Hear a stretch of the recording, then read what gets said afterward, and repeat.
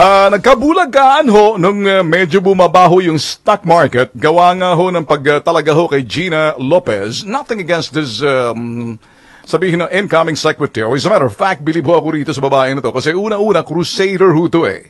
Alam niyo ba ang ibig sabihin ng crusader? Ang crusader, mga bossing, sila ho'y may pinaglalabang krusada o advokasya. In this case, sa sinasabi ho nating kalikasan and the environment. Of course, I love Metro Manila. Nasa Metro Manila, maging malinis yung hangin. Hindi ho yung pag tiningnan nyo yung ilong ninyo, ang dumi na, ganun ho ang hangin sa Metro Manila. I love Gina Lopez to do that. As a matter of fact, yung sinasabi ho natin ng paglinis ho ng Ilog Pasig na amoy otot. So I'd love to see Gina Lopez take it first, of course. And I love to see Gina Lopez na tadyakan sa lalamunan yung mga sinasabi ho nating matitigas ang bumbunan, yung mga hindi sumusunod na mga minahan na ayaw hong towing the line kay Duterte na sinasabi, responsible mining is good for the economy, kaya lang importante sumunod ho kayo tulad ho ng ibang bansa. Wag lang ho magsabi si Gina Lopez na there is no such thing as responsible mining kasi pag umaabot na tayo sa dyan, sa ganyang klaseng pahayag, abay, ibang usapan na yan. Yung hong crusader or advocate, iba ho yan sa pagiging policy maker. Ngayon, Gina Lopez, you're welcome to join the cabinet ho ni Duterte. Malamang siguro ikay nabulaga rin kung mismo ho mga tagaloob ho ng ABS-CBN sinasabi, naku, patay!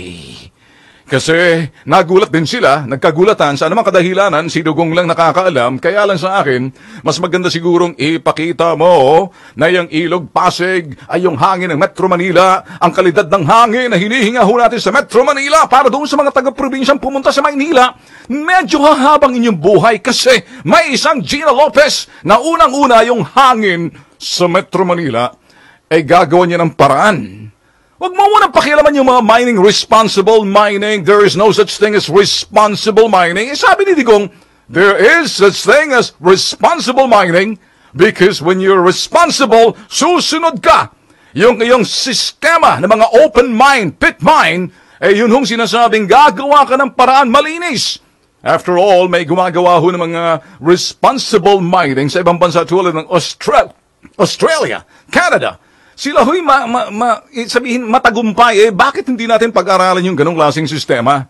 Kaya lang sa akin ho, welcome Gina Lopez. Baka sabihin mo talagang binulaga ka agad, pero nung nagkailan ho sa stock market, bumagsak ho yung stock market.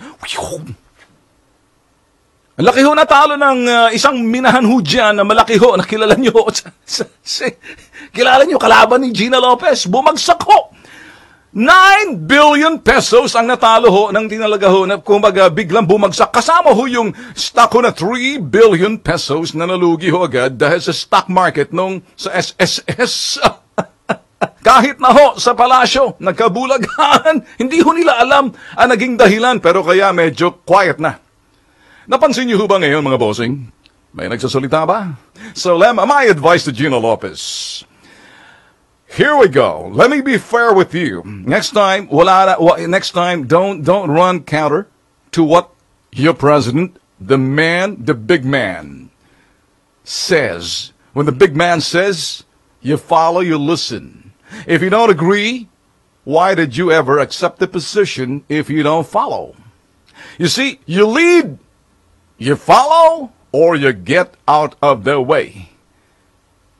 So when you're appointed coterminous, you're given a position to toe the line and supportive of the president. You don't go against the president. You don't act like you're the vice president, or you don't act like you're the fiscalizer, or do a check and balance, because that ain't gonna happen, Gina.